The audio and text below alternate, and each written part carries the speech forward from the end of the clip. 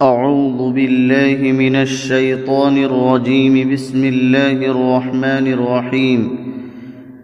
ليس على الأعمى حرج ولا على الأعرج حرج ولا على المريض حرج ولا على أنفسكم أن تأكلوا من بيوتكم أو بيوت آبائكم أو بيوت أمهاتكم أو بيوت إخوانكم أو بيوت أخواتكم أو بيوت أعمامكم أو بيوت عماتكم أو بيوت أخوالكم أو بيوت خالاتكم أو ما ملكتم مفاتحه أو صديقكم.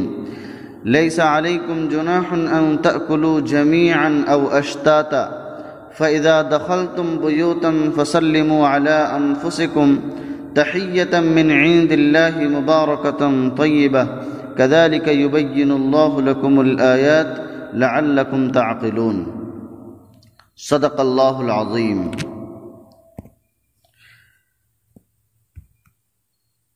آیت کریمہ کا ترجمہ: نہیں ہے نابینا پر کچھ تنگی اور نہ لنگڑے پر کچھ تنگی اور نہ بیمار پر کچھ تنگی اور نہ خود تم پر کچھ تنگی کہ کھاؤ تم اپنے گھروں سے یا گھروں سے اپنے باپوں کے یا گھروں سے اپنی ماؤں کے یا گھروں سے اپنے بھائیوں کے یا گھروں سے اپنی بہنوں کے یا گھروں سے اپنے چاچاؤں کے یا گھروں سے اپنی پھوپھیوں کے یا گھروں سے اپنے ماماؤں کے یا گھروں سے اپنی خالاؤں کے یا گھروں سے جن کے تم مالک ہو، او ما ملکتم مفاتحہ او صدیقکم، یا اپنے دوستوں کے. نہیں ہے تم پر کچھ گناہ کہ کھاؤ تم مل کر یا جدا جدا ہو کر، پس جب تم داخل ہو گھروں میں تو سلام کرو اپنے لوگوں کو. فسلموا علی انفسکم، تو تم سلام کرو اپنے لوگوں کو. تحیۃ من عند اللہ مبارکۃ طیبہ، زندہ رہنے کی دعا کے طور پر اللہ تعالیٰ کے پاس سے برکت والی ستھری. اسی طرح اللہ تعالیٰ صاف صاف بیان فرماتا ہے تمہارے لیے احکام کو تاکہ تم سمجھو، لعلکم تعقلون، تاکہ تم سمجھو. پیچھے میں نے وعدہ کیا تھا جب تفسیر ہو رہی تھی آیت نمبر 27 کی، یا ایھا الذین آمنوا لا تدخلوا بیوتا غیر بیوتکم. اس آیت کریمہ جب تفسیر ہو رہی تھی اس وقت میں نے وعدہ کیا تھا کہ کون شخص کون گھروں میں داخل ہو سکتا ہے اور کن کے گھروں میں داخل ہو سکتا ہے اور بنا اجازت کے داخل ہو کر کھانا پینا وہاں کھا سکتا ہے. تو یہ کن کے گھروں میں ہے؟ اللہ تعالیٰ نے اس کو تفصیل سے اس آیت کریمہ کے اندر بیان فرمایا ہے. آیت نمبر 27 سے اس کا یہی ربط ہے کہ وہاں اجازت لینے کی بات آئی تھی، لیکن آدمی یہ تنگی محسوس کر سکتا ہے کہ اپنے ہی گھروں میں اگر داخل ہوں، کیونکہ وہاں مستثنیٰ نہیں کیا گیا ہے پوری مکمل طور پر کہ اپنے خالہ کے گھر ہوں یا ماما کے گھر ہوں یا بیٹوں بیٹیوں کے گھر میں ہو، اگر ان کے گھروں میں داخل ہوں تو وہاں بھی اجازت لینی پڑے گی ہر وقت، اور ان کے گھروں میں کھانا پینا کھانے کے لیے کیا حکم ہوگا. تو اس طرح سے بظاہر تنگی نظر آئی، اللہ تعالیٰ نے اس کو یہاں تفصیل سے بیان فرمایا ہے. رشتہ داروں کے یہاں داخل ہونے میں توسع ہے، گنجائش ہے. اور اس آیت کریمہ میں جو بیان فرمایا ہے لیس علی الاعمى، اور اسی طریقے سے اعرج اور مریض، یہ تین جو بیان فرمائے گئے ہیں معذور لوگوں کے لیے، تو یہ گنجائش صرف معذور لوگوں کے لیے نہیں ہے بلکہ عام لوگوں کے لیے بھی اس کے اندر گنجائش ہے. آیت کریمہ کو سمجھنے کے لیے چند باتیں جاننی چاہیے. نمبر 1، غیر معذوروں کا ذکر اس لیے کیا ہے کہ کوئی یہ خیال نہ کرے کہ معذور کے لیے توسع ہو سکتا ہے مگر غیر معذور کے لیے گنجائش نہ ہو، اس لیے بتا دیا کہ معاشرتی توسع سب کے لیے، یہ گنجائش سب کے لیے ہے، کسی بیمار کے لیے نہیں بلکہ عام لوگوں کے لیے بھی ہے۔ وَلَا عَلَىٰ أَنفُسِكُمْ، اور تمہارے لیے بھی کوئی حرج نہیں ہے۔ اور اپنے گھروں کا ذکر اس لیے کیا کہ آخر میں آ رہا ہے کہ تم پر کچھ گناہ نہیں کہ مل کر کھاؤ یا جدا ہو کر، یعنی اپنے گھروں میں اکیلا بھی کھا سکتا ہے۔ آگے آیا ہے آیت کریمہ میں یہاں تأکلوا جمیعا او اشتاتا، تنہا تنہا کھاؤ، تأکلوا جمیعا سب مل کر کھاؤ، یا اکیلے اکیلے بھی کھا سکتے ہیں، اس کے اندر کوئی حرج نہیں ہے، اسی لیے اپنے گھر کا بھی تذکرہ آیا ہے۔ ضروری نہیں کہ سب ساتھ میں کھائے، بعض لوگ پسند کرتے ہیں کہ اکیلے کھائیں تو وہ اکیلے بھی کھا سکتے ہیں، اس کے اندر کوئی حرج نہیں ہے، یہ ابھی تفصیل سے تھوڑی بات آتی ہے۔ عربوں کے معاشرے میں باپ کا گھر علیحدہ ہوتا ہے اور ماں کا علیحدہ، اسی طرح آگے بھی سمجھنا چاہیے۔ یہاں جو آیت کریمہ میں بیان فرمایا ہے من بیوتکم او بیوت آبائکم او بیوت امہاتکم، یہاں باپ کا گھر اور ماں کا گھر الگ الگ تذکرہ فرمایا ہے۔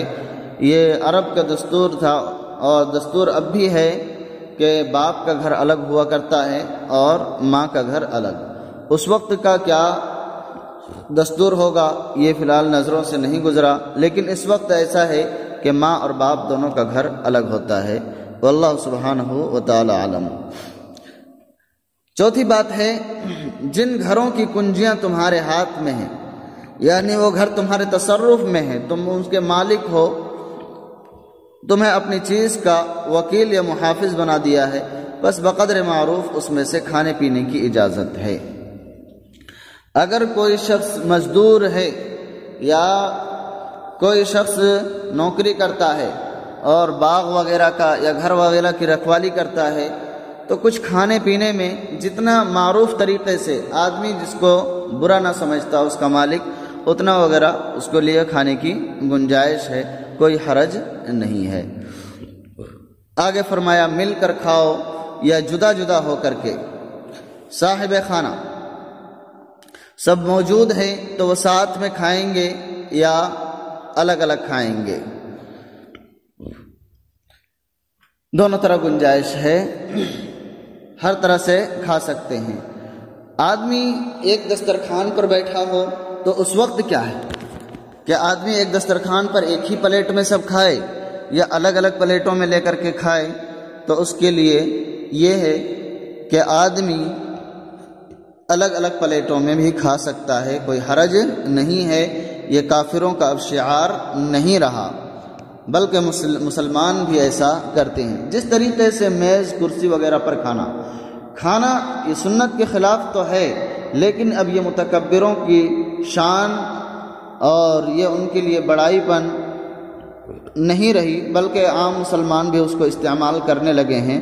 لہذا جس طریقے سے میز پر اور ٹیبل پر کھانا درست ہے، اسی طریقے سے دسترخوان میں بیٹھ کر کے الگ الگ پلیٹوں میں کھانا درست ہے۔ حالانکہ سنت یہی ہے کہ آدمی زمین میں بیٹھ کر کے کھائے، دسترخوان پر کھائے، اور پہلی بات کے اندر سنت یہ ہے کہ آدمی دسترخوان میں بیٹھ کر کے ایک پلیٹ کے اندر دو چار آدمی جتنے ہوں مل کر کے کھا سکتے ہیں، آسانی سے کھائے، اس کے اندر برکت ہے اور آپس میں محبت و الفت کو پروان چڑھانے والا ہے۔ اس کے اندر یہ بیان فرمایا گیا۔ ایک بات یہاں یہ بات سامنے آ سکتی ہے کہ یہاں بیٹوں اور بیٹیوں کا تذکرہ نہیں آیا، بیٹوں کے گھر کا اور بیٹیوں کے گھروں کا تذکرہ نہیں آیا، آخر ایسا کیوں؟ اس لیے کہ وہ اپنے ہی گھر ہیں، الگ کوئی گھر نہیں ہے، بیٹوں کا گھر اپنے ہی گھر ہے اور بیٹیوں کا گھر بھی اپنے ہی گھر ہے۔ اپنے لوگوں کے گھروں میں جائے تب بھی سلام کرے۔ آگے اللہ تعالیٰ نے فرمایا فَإِذَا دَخَلْتُمْ بُيُوتًا فَسَلِّمُوا عَلَىٰ أَنفُسِكُمْ تَحِيَّةً مِّنْ عِندِ اللَّهِ مُبَارَكَةً طَيِّبَةً كَذَٰلِكَ يُبَيِّنُ اللَّهُ لَكُمُ الْآيَاتِ لَعَلَّكُمْ تَعْقِلُونَ۔ بس جب تم گھروں میں داخل ہو تو اپنے لوگوں کو سلام کرو، وہ سلامتی کی دعا ہے، اللہ کی طرف سے مقرر ہے، بابرکت اور پاکیزہ ہے۔ اسی طرح اللہ تعالیٰ کھول کر احکام بیان فرماتے ہیں تاکہ تم سمجھو۔